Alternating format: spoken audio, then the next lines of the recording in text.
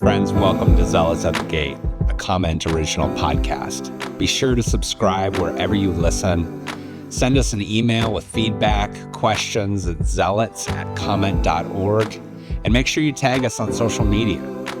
I'm Matthew Kamick. And I'm Shadi Hamid. Matt and I are good friends, but maybe you wouldn't expect that. Matt's Christian, I'm Muslim. Matt's conservative, I'm sort of liberal. Matt's white, I'm brown.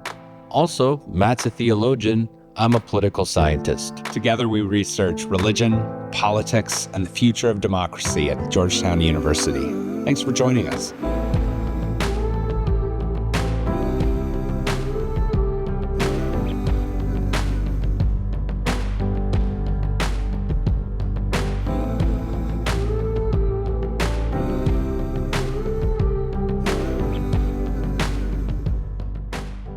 Thanks everyone for joining us. Today we have a very special guest, Ari Gordon. He is the Director of Muslim-Jewish Relations at the American Jewish Committee, also known as the AJC. He's also the author of a new book called Sacred Orientation in Late Antiquity and Early Islam. And I think it's fair to say, Ari, that you're one of the few Jewish scholars of Islam that works for a major Jewish advocacy organization in America. So it's an honor to have you.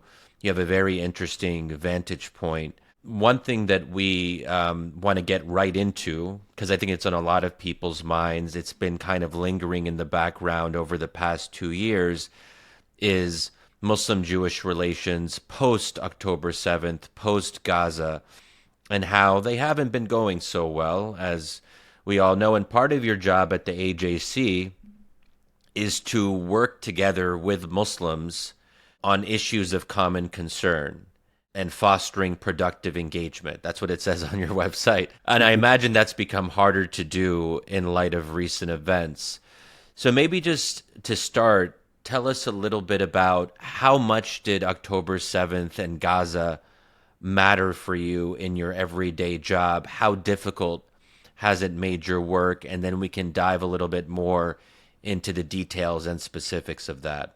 Sure. First, let me thank you both, Shadi, Matthew, for having me on the pod. I'm a big fan, and it's great to get the opportunity to dive into these really tough topics that we don't have enough conversation about. There's people who are yelling about it from different sides, but not that many tables where we can dive into this deep difference. You're absolutely right to characterize the period of the last couple of years after October 7th and the war in Israel, Gaza, and across the Middle East as one of real strain and stress on Muslim-Jewish relations here in the U.S. and in other parts of the world. And if we were building up towards what I used to call the beginning of a new chapter in the history of Muslim-Jewish relations on the eve of October 7th, it's fair to be skeptical about that these days, and the skeptics have grown. So I would say the 20 years leading up to October 7th were a time where there was this ecosystem that didn't exist before that started to flourish, whether it's dialogue or joint study or people just showing up at a mosque or a synagogue or standing in solidarity against hate, or our own work at AJC doing advocacy against hate crimes, so standing shoulder to shoulder on policy issues. And all of this was shifting the dynamic. There were always skeptics, but increasingly with the work that had been done and even some of the international developments like the Abraham Accords and other things, some of the skepticism was starting to soften. And the people who used to have the megaphone in each of these communities painting really just a demonic picture of the other was getting quieter and quieter. The volume was being lowered.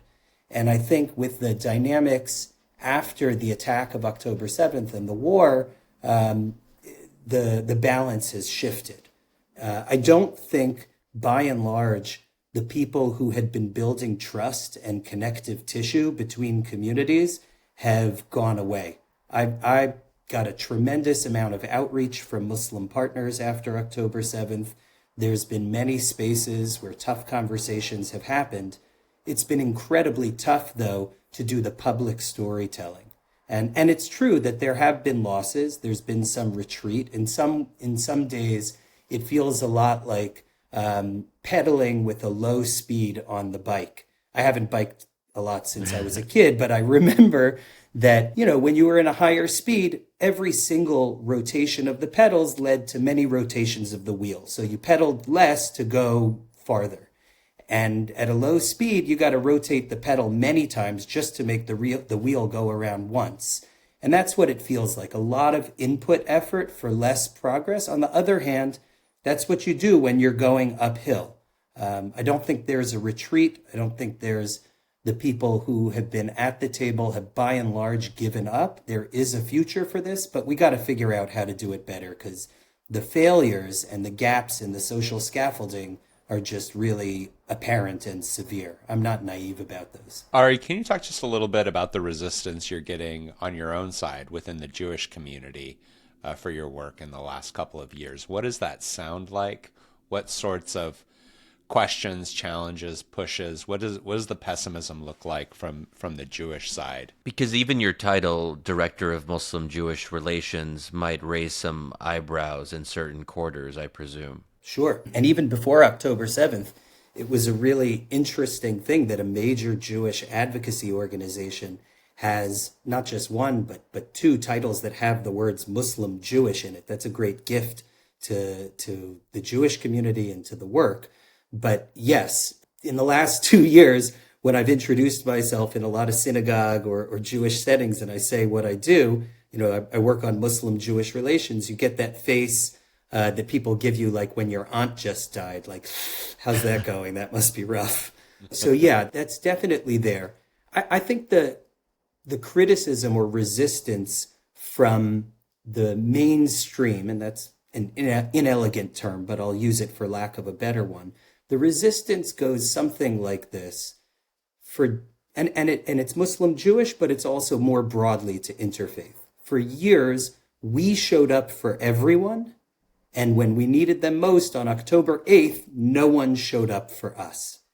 Now, that's not correct in many, many ways, but that sentiment that Jews were sitting at these interfaith and justice tables, and then all of a sudden, the feeling was no one reached out either interpersonally, the condemnations people expected to be there weren't there. Again, we should dive into and dissect how that works and whether it's accurate. But I think that sentiment among skeptics who maybe always thought that interfaith relations and Muslim-Jewish was a quixotic mission and a little naive and for the granola crunch people that want to sit on a mountaintop and, sing. We tried very hard to show that there's teeth to that there's religious diplomacy, there's intercommunal diplomacy. But I think the skeptics who said, we invested all this time, and what did it do? That's the biggest piece. At the same time, there's this voice, and I alluded to it before, the megaphone being given to some who are, I guess, would identify themselves in the counterterrorism, counter-extremism community, but do a lot to paint the picture that Islam as a religion and Muslims by identity must somehow be soft on supportive of terrorism. And where those voices were really relegated to the fringe of conversation, with the focus on Hamas and Hezbollah and the Houthis and some of the others sort of coming to the fore, they've found a little more cachet than they used to have. You touched on this earlier, that pre-October 7th there was progress. I'd go even further and say that I tended to see Muslim-Jewish relations in America as a kind of model for the rest of the Western world. In Europe, Muslim-Jewish relations are notoriously fraught. We had something special going here, and it was something that I think all of us as Americans should have been proud of. And the sense that we're losing it hits hard. And I'll just share a little bit. I mean, my sense is that when I go into spaces where there are both Muslims and Jews in the room, there's this kind of lingering distrust in the air that just automatically there, because the Muslims assume that maybe some of the Jews in the room are pro-Israel or support the war in Gaza. And then the Jews in the room assume that the Muslims are pro-Palestine, and they're probably correct about that. And I don't really know exactly what to do about that. It's something I've thought about a lot. And in some ways, it almost feels like a tragedy that you have this built-in assumption about the other because our identities do have implications for our views on those issues, and there's no way to get around it. There are a significant number of Jews who are pro-Israel and are comfortable saying so publicly, and that makes many Muslims or Arabs uncomfortable right from the get-go. So I'm just curious, what do you make of that? That's a kind of dire picture I'm painting, that it's just there and we have to accept it and there's not a lot we can do. But I'll even say, with a couple of my close Jewish friends here in Washington, D.C., our friendship has been tested because they're pro-Israel and staunchly pro-Israel. That's really central to their identity. And I'm obviously, as listeners will know, very critical of Israel, and I call what Israel is doing and what Israel has done in Gaza a genocide, which can be a very offensive word to some of my Jewish friends. And so what we've had to do is to basically make a choice. Either we can talk about Gaza, and then our relationship continues to decline because there's so much tension around that, or we just put Gaza to the side and we just have a kind of no Gaza rule where we can't talk about that, because if we do, the friendship will be strained beyond saving, essentially. And I'm curious, Ari, have you lost friendships in the last few years throughout this current Gaza conflict? Yeah, you're really naming it like straight on the nose where the challenge is. So many folks have come up to me, and it's from either side of the hyphen, the Muslim or the Jewish, who have said, I work in a hospital, a law firm, a store, whatever it is, and I thought we all got along, and I've been seeing what some of my coworker, who I thought was my friend, is posting online, and it really makes me uncomfortable, and I don't know what to do about it. And like I said, I don't think that's one side of this Muslim-Jewish relationship or the other, and it's a really good question. I think for a lot of people, it's either become awkward or distanced, or they've lost friends. I don't think I've lost many friends. I'd say some of the relationships have been distant. There have been a couple of rough exchanges where it sort of ended saying, yeah, I can't engage with you if you don't use the word genocide here, or if, regardless of the fact that you're expressing deep empathy for the death of so many civilians in Gaza and in other parts of the Middle East, and you're criticizing Islamophobia and anti-Palestinian extremism here and there, and all the things that we're doing at AJC, and that are my firm beliefs as a humanitarian, as a Jew, and as an American. They'll say, we can't continue this friendship because I see you as complicit in something that is just the worst evil. And my response will be, in those settings, I appreciate you. Our relationship has been there before, and I hope that we get to talk again. The invitation is open, and I want you to know, even if you don't talk to me, I'm going to continue to be an ally against anti-Muslim hate, and I'm going to continue to call out extremism when I see it in Israeli society and even among Israeli ministers and all of that, because part of why I'm doing that is I wasn't trying to purchase trust. I'm doing it because it's an expression of my values. When we sit at the table with each other, it's certainly true that the accountability and reciprocity in relationships grows, but that's not why we did it. And in some of those cases, it wasn't our last conversation, and it ebbs and it flows. Ari, as a listener to Zealots of the Gate, you'll know that one of our sort of ongoing arguments has been that democracy, pluralism, tolerance depends upon deeper reservoirs of value. it depends upon certain virtues that it cannot create. So for democratic life and conversation to endure, we all need to be drawing upon deeper wells than modernity. And I'm curious, as a Jew, and engaging in these kinds of dialogues and trying to maintain these friendships amidst pessimism and despair, what do you draw on to stay at the table, to endure? So as you think about your own reservoir of faith, what keeps you at the table in these conversations? Where do you go first? It's probably a combination of the textual tradition and the historical experience for my people. So if I look at like the historical experience, I'm a historian. I also was raised with a keen sense of the ebb and flow of Jewish history. And so there's a hope that it gets better, even when it's bad, it gets better. And then this other belief that it doesn't happen on its own. It's not fully in our hands, right? There's an element of this epoch of humanity that is in divine hands, but we have actions to take. And I think the history of my people is all about making it through, and then also when times are good, having the courage and the boldness to take risks. And I think we're living as American Jews and maybe global Jewry in a time where it's a little bit of both.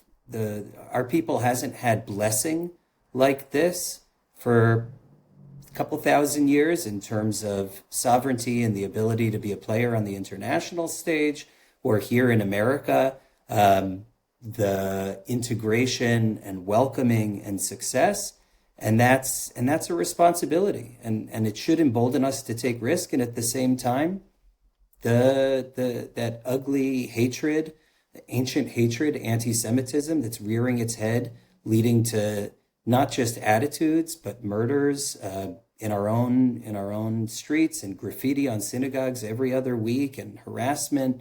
Like, the vulnerability and strength is both there, and I think we're prepped to deal with that. So that's the historical side. Okay, but Ari, get more specific for me. Are there specific divine commands or scriptural stories or characters, or like, what is it that keeps you coming back to the table? Like, is there a sense of obligation that if you leave the table, you're doing something wrong? What specifically do you point to in the faith to stick it out? Yeah, there's some of the universalist teachings, like that human beings are created metaphorically in the image of God, so there's eternal worth for people. There's the teaching actually that's shared with the Quran in Surah Al-Ma'idah, the 5th chapter, that each life is a whole world. So if you take a single life, it's like you've destroyed a world. And if you save a single life, it's as though you've saved a world. Actually, in the Midrash and the Talmud, where that teaching appears for Jews, it's also attached to the story of the children of Adam, one who killed the other, Cain and Abel in the Bible, not named in the Quran. And I find it interesting that we always go to that maximalist thing, that it's you save a life or you take a life. But if every life is a whole universe, then it's also true that if you deprive a life of its rights, you've deprived a whole world of its rights. If you've fed a single person, it's like you've fed a whole world. If you sit in dialogue and come to understanding and build true, trusting peace with another human being, it's like you've done that between two whole worlds. So some of those universalist teachings are really, really significant to me. And I think, another one that bridges perhaps the religious and the historical is the Jewish value, and probably true in all religions, of gratitude. That one of the basic messages, whether it's of the Exodus story, of creation, of revelation of the Torah at Sinai, is that we are grateful for the relationship with God. God does for you, and so you have to do for others, for God. And so I'm reminded of a story I used to hear from my rebbes, my rabbis in day school, year after year, when they talked about Rabbi Samson Raphael Hirsch, a rabbi of 19th century Germany started sort of what was called neo-Orthodoxy, would have been like modern Orthodoxy, which is the community, the tribe I belong to. And they said he used to take a vacation to the Swiss Alps every year. And his students asked him, Rabbi, you're supposed to be studying Torah and performing the commandments and piety. How do you take a vacation to the Alps? And he famously responded, after 120 years, because we Jews believe 120 is the most you could live, that, after 120 years, I'm going to go and meet my creator and God's going to ask me, so what did you think of my Alps? Right? And it's like this idea that if you have this opportunity to engage the world, now that's about natural beauty, but I apply that also to the work we do. Historically, how many times in the history of my people did we have the opportunity to sit with Muslim, Jew, Christian, and others like we are today, or like happens in so many settings around the world? And not only do we get to sit together and think about these issues of deep difference and how we cross them to work on cooperative efforts, which is like historically a crazy thing that we get to do. But, there's only one of each of us. And I don't know if you noticed, my people is like 0.1% compared to you guys's. So, how do you not have gratitude and take that opportunity? And there's a divine imperative in that. So not all Jews, though, are going to have that historical grounding or textual tradition. They might be quite secular. Their lodestar might simply be Israel in a deeply secular way, and they're not kind of reflecting on these deeper precedents. And I'm wondering, for those people, when they see Muslims in the public square, and those Muslims in America are unapologetically pro-Palestine, and we do see a new crop of young Muslim candidates running across the country, and almost all of them are making Gaza at the forefront of their message. And I think part of what's going on with this increase in Islamophobia is that you do have some pro-Israel Jews, maybe we can call them pro-Israel hardliners, who see the rise of American Muslims in the public sphere as a threat to Israel. And if Israel is their lodestar, if that's the most important thing to them, then in some sense they're almost compelled to be anti-Muslim.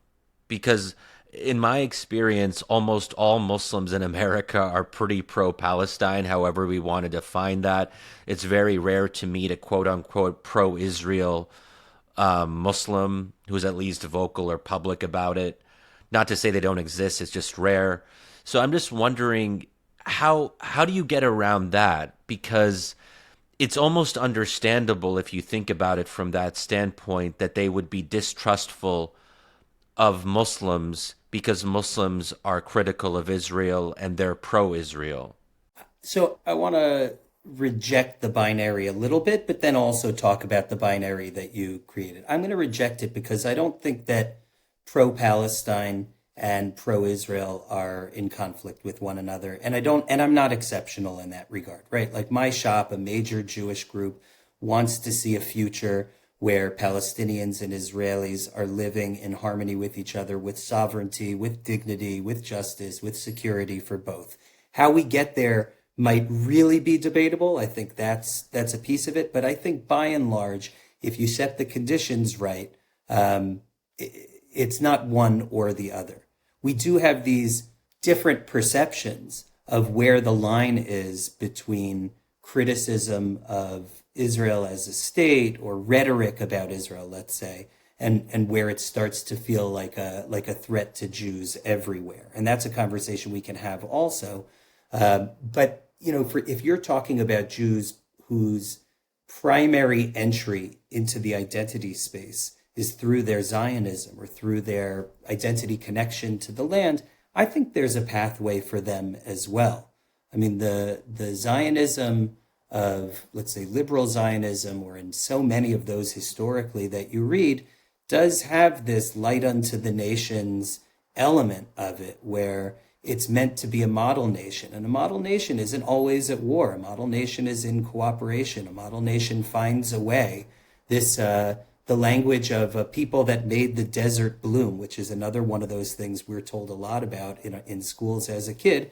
Well, those people should also be able to find a way forward through really messy, muddy, and challenging political waters and security issues. So I think there's an avenue for them.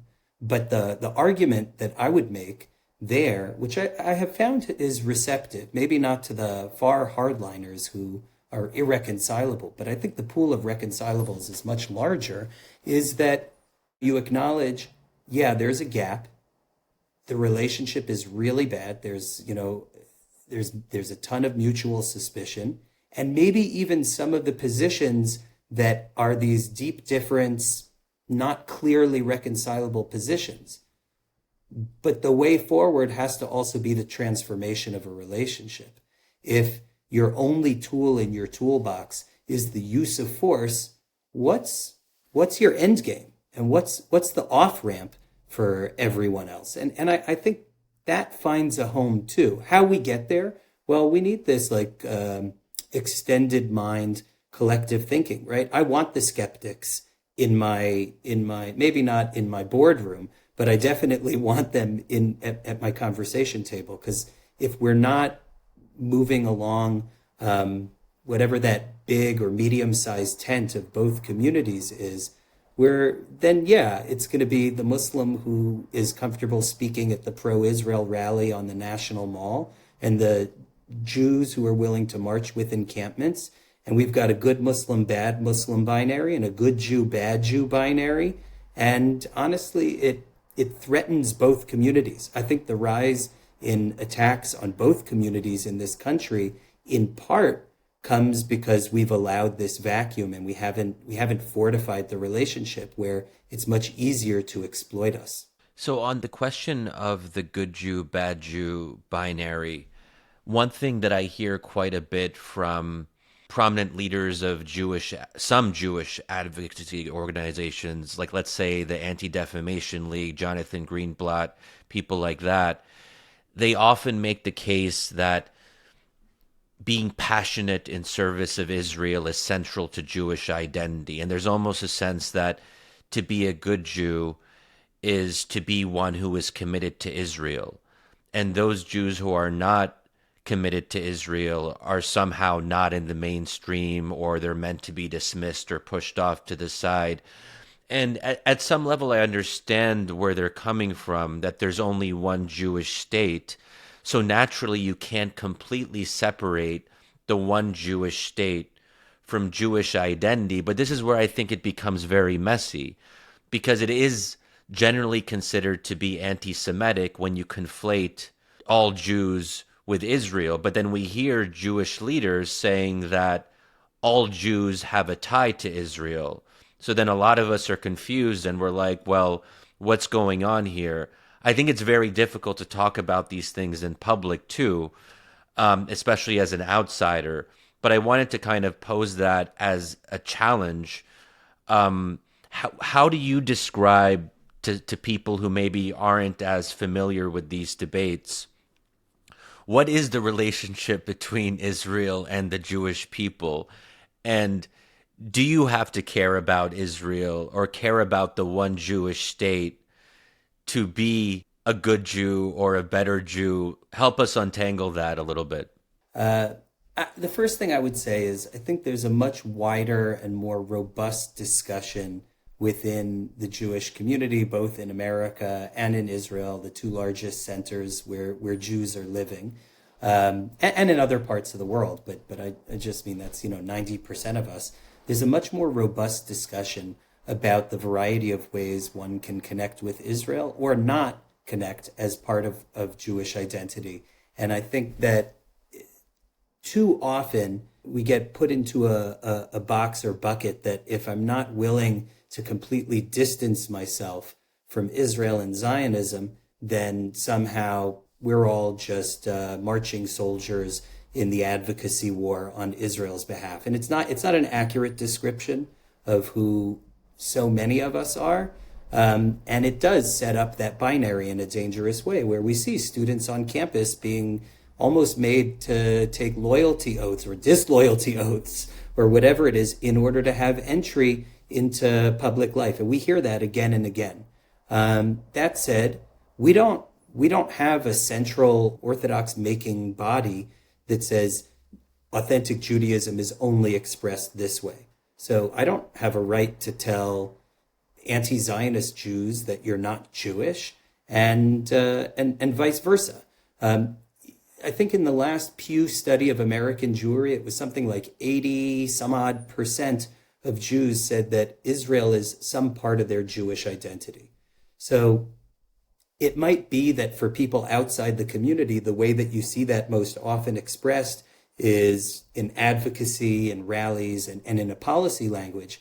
But I think for the majority of people, it's spiritual. It's, as I said, part of historical experience. It's a homeland experience. Or even if not that, then, the way that I was raised to think about Jewish peoplehood as family, right? Like half my Jewish family lives there.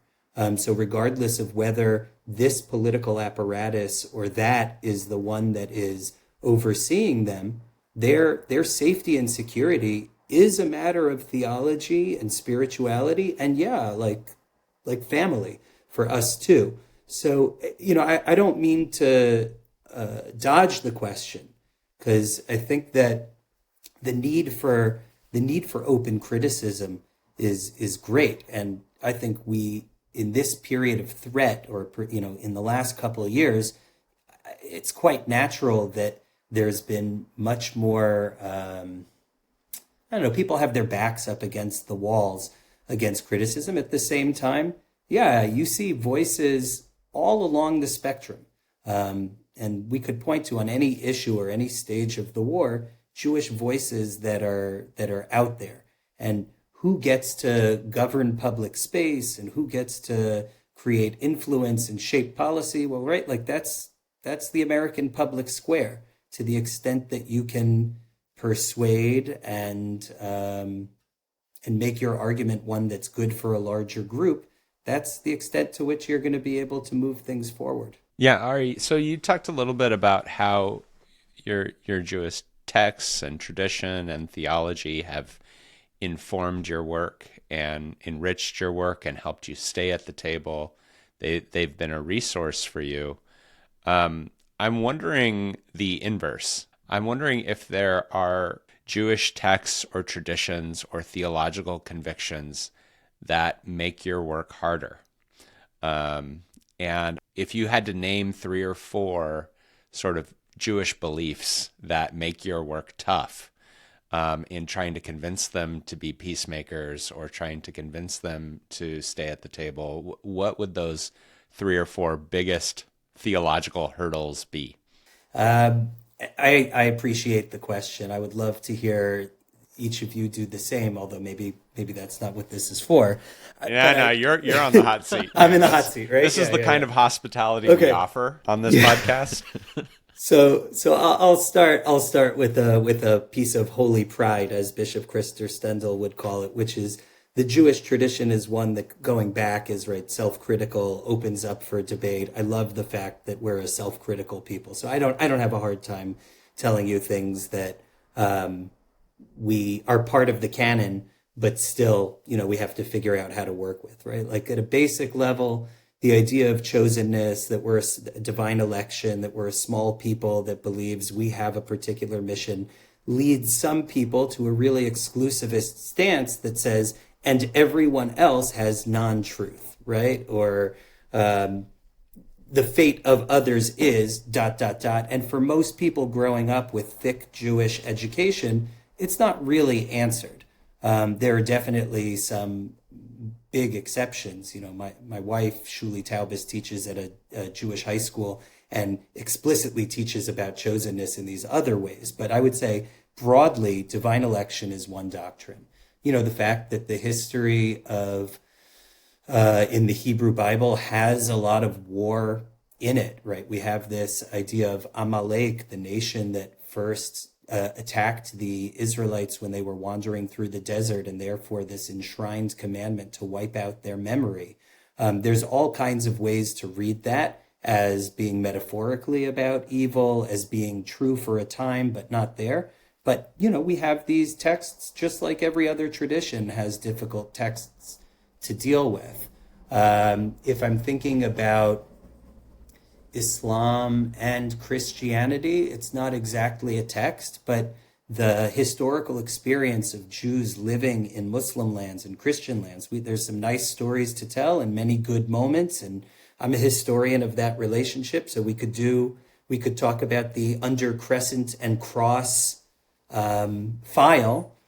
But in both settings, there were some really bad things that happened. And out of those challenging moments come some teachings that have, negative things to say about these other tribes that here we're sitting in a way that we're trying to get along with. I don't think any of that is insurmountable. Like, again, we're living in a time where theologies of pluralism or inclusivism or whatever the frame is we want to use are being developed, and that also comes out of the opportunities we have. But the challenges are real, and I think when we do that self-critical work and acknowledge difficult texts and challenging concepts, we're well on our way to overcoming them, but also maybe even more importantly, developing trust. Like, the thing that I think is most off-putting in interfaith settings is people come to a room and people say,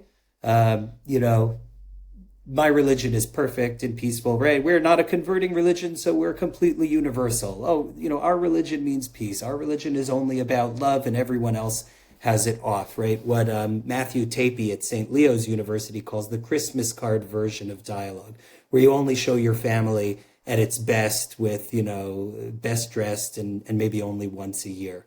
We gotta dig in and do the messy work, show our messiness, but also then expect that on the other side of the table too. Now, I want to turn a little bit to your own background and how you got into Islam, because you wrote your dissertation on aspects of classical Islamic history, specifically the direction of prayer in Islamic thought and how that evolved as a kind of marker of identity. That's what your new book is about. And we'll include a link to that in the show notes. But how did you, because again, it's not very common, as I mentioned earlier, to have someone at a prominent Jewish organization be a scholar of classical Islam in this way. So it's a special thing. And I'm curious your own story of how you got into some of that. What compelled you about Islam? What drew you to it? What fascinated you about it? It's a great question because it's really not an obvious path for a modern Orthodox Jewish kid from Philadelphia who went to Jewish day schools, summer camps.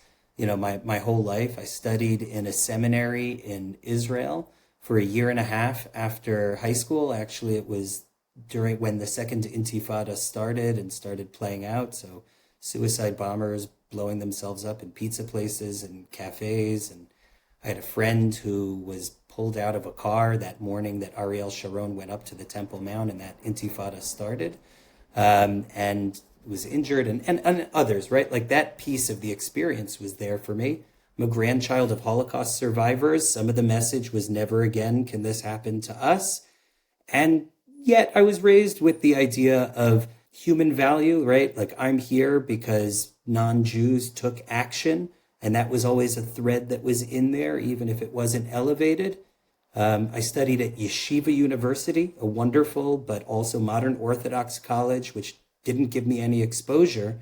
And I think it was curiosity and maybe some taught theological humility or intellectual humility that led me to be curious about interfaith as a lens for the world. So I started working at AJC in '05, right out of college, and we were doing a tremendous amount of Christian-Jewish relations work, and we were doing some Muslim-Jewish work, but for the Jewish community more broadly, it was being seen through the lens of 9/11 and the Second Intifada, and the people who had deep knowledge of Arabic and Islam were in the counterterrorism and counter-extremism space in my community. And while, of course, I value those efforts, that's important, it's not the same thing as bridge building, and it's not the recipe for transformation. As I said, you also need to have the other piece, which is people sitting at the table to transform a conflicted relationship. So I did. I went back to school. I started studying Arabic and Islam at age 26 or so. And they say whenever you start Arabic study, you should have started 3 years earlier. And it's the kind of language that gets a lot easier after the first 10 years. But like, when I went into it, I thought, you know what, I'll go to some of these dialogues. I'll be able to say, Ahlan wa sahlan, ismi Ari, right? Like, hi, my name is Ari, just some of the basics. And that'll be enough for trust building. But I really liked it. I found Islam to be, there's all these similarities of shared biblical figures with the Quran, what I call intertwined spiritualities when it comes to ritual, of course, the historic experience.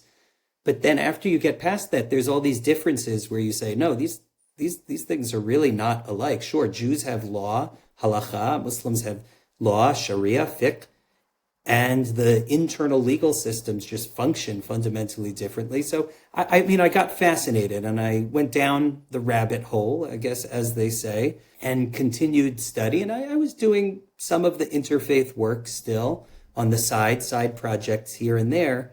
And then as I was finishing my PhD, AJC reached out and said this position in Muslim-Jewish relations was going to be open. And would I come back? And to be honest, I really was enjoying the academic stuff. I really, you'll see from the book, I love my topic. But I felt called. I thought, here's a mainstream Jewish advocacy group that may have positions that are incommensurate with Muslim counterparts, but they're making a capital investment in the relationship. There's a principled pragmatism, but also a willingness to learn, and a group that represents, I would say, a medium-sized tent of straddling center of North American Jewry, a few inches right of center, a few inches left of center. If we're going to be doing transformative work, this is a really great place to be doing it. And sure, I see all of the dimensions, interfaith, diplomacy, dialogue, advocacy, that we're able to do it. I mean, in the last 2 years, of course, maybe there are some moments where you question, was this the wisest path with all the suffering? And Ari, what got you so interested in this question of orientation for Muslims, orienting their bodies towards Mecca? Yeah, I mean, I had an experience that I think many Jews who don't know anything about Islam might have, and maybe it's true for Christians and others as well, that when you learn that in Islam's origin story, the Prophet Muhammad, blessings upon him and peace, faced towards Jerusalem before he got this commandment to switch to Mecca, it sort of is eye-opening. Like, oh, my sacred geography is layered over with this religion's sacred geography. And it just drew me in as a question. And then I realized as I dug in little projects here and there, trying to understand this idea of Qibla, the word for sacred orientation in Arabic, that I was really writing about identity and the ways that identity touches on land and how we think about sacred geography, as I call it, ritual, how our bodies express and inscribe who we are through repeated performative actions, but also in a way that isn't like a prose text. It doesn't tell us what it means, so the ambiguity there is really interesting. And then, of course, the way that communities define themselves sometimes in contrast to an other. And on that last one, the idea that difference, that Jews face Jerusalem, Muslims face Mecca, and at least early on, and still today, some Christians orient towards the East, which was something I hadn't known either before I dug into this. The idea that we're all different for some people means, the QED is conflict. That difference means we can't get along. And then, the fact that it's more complicated than that, I think was something that really drew me in, that identity is this thing that allows us to say, you might have an us and a them, but it doesn't have to be warlike. It's right. Like my identity isn't, it may be incommensurate with others. So that identity question is obviously really important for Shadi and I, and we have a lot of discussions in here about the fourth member, so we have a Jew, a Muslim, and a Christian on this call, but we don't have a secularist. And one of the things about modern Western secularism is this sort of false belief in their neutrality, the belief that they don't have a worldview, that they have transcended religion. So while Ari, Shadi, and Matthew, orient themselves towards a very specific God and a very specific set of texts and traditions, the modern secular worldview says, well, we don't orient our bodies towards Mecca or towards Jerusalem or towards the East. Like, we direct ourselves, and this is something that I think is a terrible myth, that it's possible not to orient your body towards something or to orient your heart towards something. And so your book got me thinking a little bit about this sort of modern secular orientation, and that today in the modern West, we orient ourselves around time and clocks. We orient ourselves around, the US dollar as sort of the central currency. We orient our bodies in all kinds of ways. And I'm just wondering if you've thought very much just more broadly about how human beings orient their bodies and their lives, beyond just, obviously, Muslims orienting themselves. It's a great reason to bring, the fourth to the table, because there's a productive discussion to have there. Like, I think for religious communities that do have a specific relationship to places, whether those are houses of worship or cities on the planet, we could probably do with some challenge that says, yeah, but is it really about this physical piece of earth, or should you be thinking about bigger ideas? And maybe we then also could challenge people to think, what are you orienting around? Is it just the pursuit of material gain, or more likes on your Twitter feed? And so I think it's a fair question. I don't know about orientation. I do think about secular sacrality, like places where there's ritual expectations of people, like libraries, for example. You don't speak in a certain way. There's certain ways that you navigate that space. Museums are another one. Probably our government structures, like the courthouse. When you go into court, there's a person sitting on the dais. There's other people in the choir. Maybe we call them the jury. There's people in the pews. There's a procedural. I mean, even sports, right? Like my 7-year-old son, Freddie, started in a flag football league this year. And I thought it would be fun for him, and it was. But something I realized is a big piece of his learning was the procedural, right? Like, there's a line of scrimmage, there's offsides, there's out of bounds. And while that doesn't necessarily have spiritual undertone, I think you're right that the way we think about place and space is there everywhere. So maybe there is an opportunity to elevate that, or at least to extract wisdom that's in there too. After studying Islam for quite a bit, like, this might be a tough or weird question, but I'm curious how you think about the nature of truth in a religion that's not your own, because I think that some of our listeners might think, well, if you study something for several years, you might become more sympathetic to it. You might gravitate towards it in some ways and find beauty where you didn't expect to see beauty, and you find maybe elements of truth that compel you.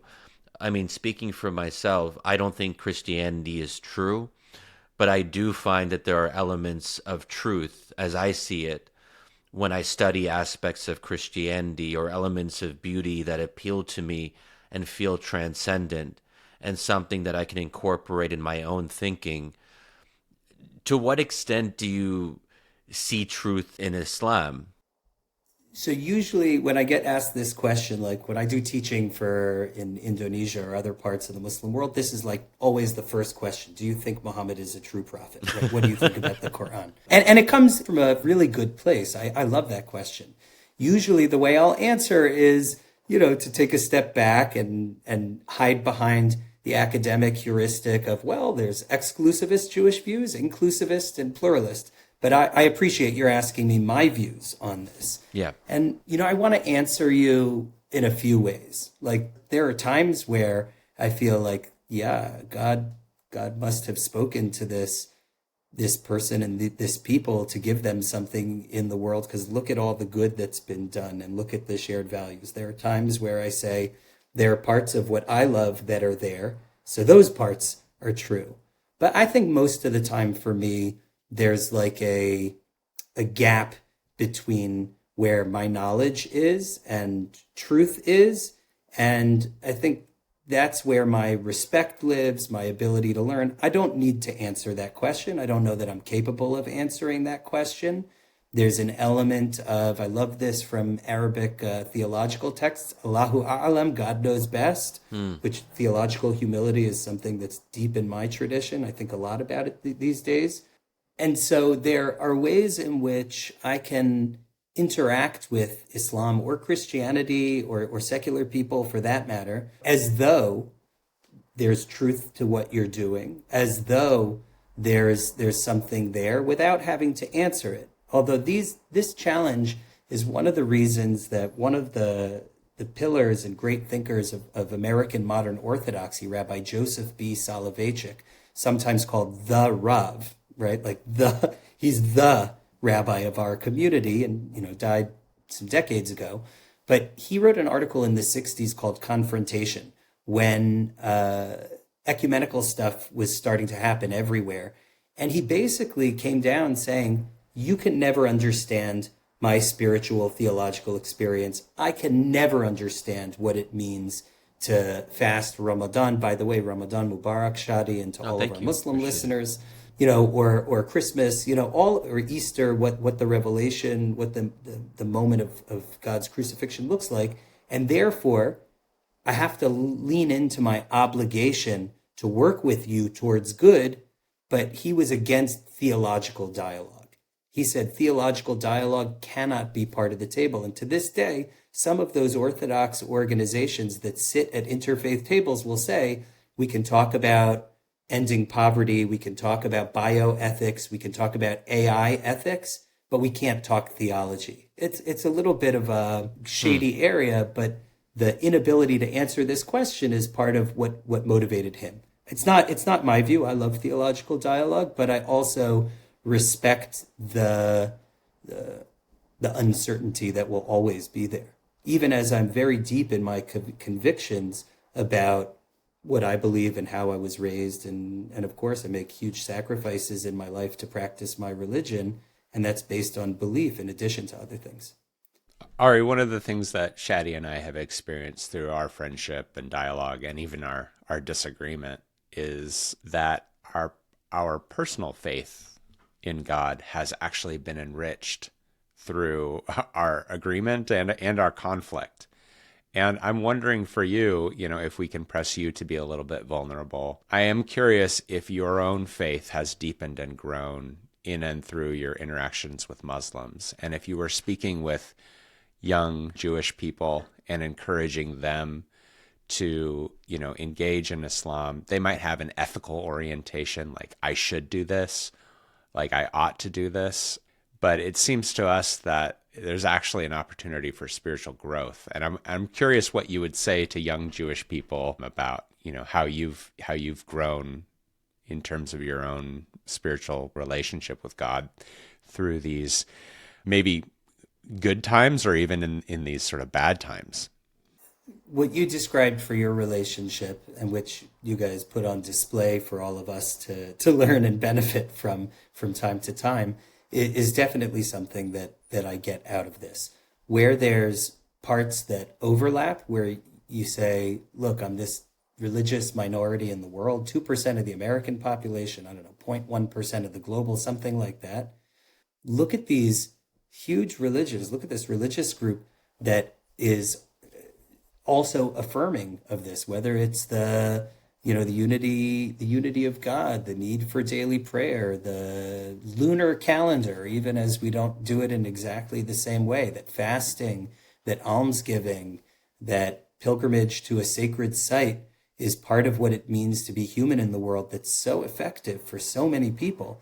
There's something that's really enriching about that. And then also the differences.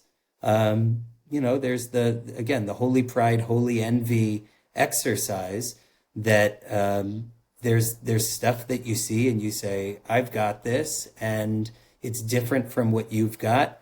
And because we're in conversation, I notice it more.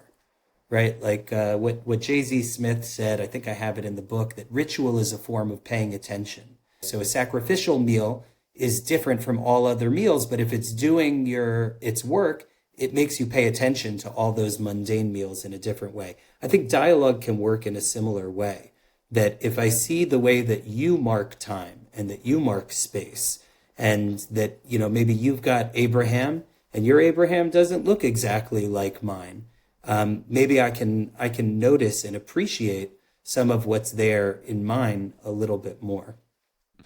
Well, gosh, I think that's a wonderful way to close off. But Shadi, I'm going to put you on the spot here in the closing. Oh, okay. Sure. And let's see how this goes. So the Qibla, orienting towards Mecca. I am curious, with this discussion of your own personal experience of orienting your body and being connected to a lot of, a billion other Muslims who are orienting their bodies towards Mecca.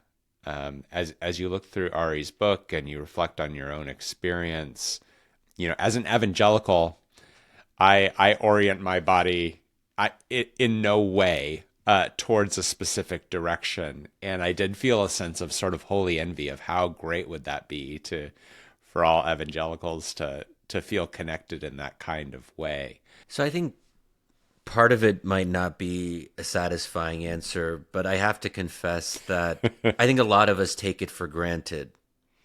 And that's why Ari's book was so striking to me, that, he's written, hundreds of pages on this particular question, when for so many of us, it goes without saying. It's just something that we do.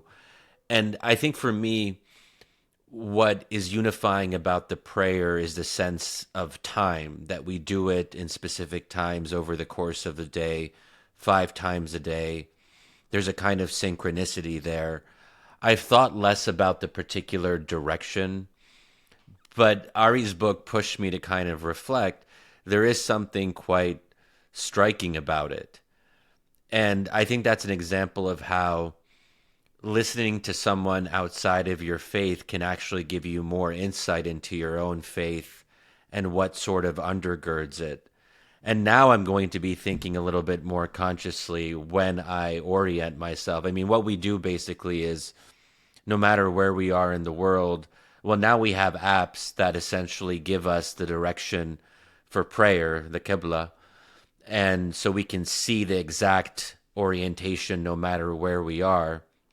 And I guess that's a unifying thing and a very powerful thing, that no matter where we are, it's not just like if we happen to know the direction in our homes, we pray there, and then otherwise it's not a big deal.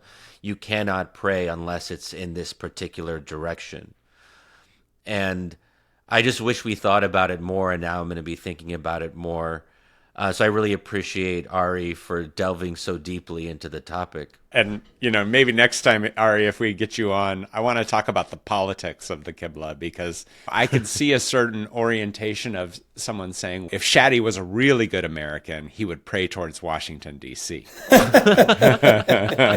And I think about, when President Kennedy was elected, the first Catholic, there was all of these fears about, he's going to be calling towards Rome. He's going to be facing towards Rome or whatever else, that there is something political about how we orient our bodies towards anything. So anyway, we've got some things, Ari, to talk about in the future, but man, thank you so much for coming on. Thank you. Yeah, I really enjoyed that.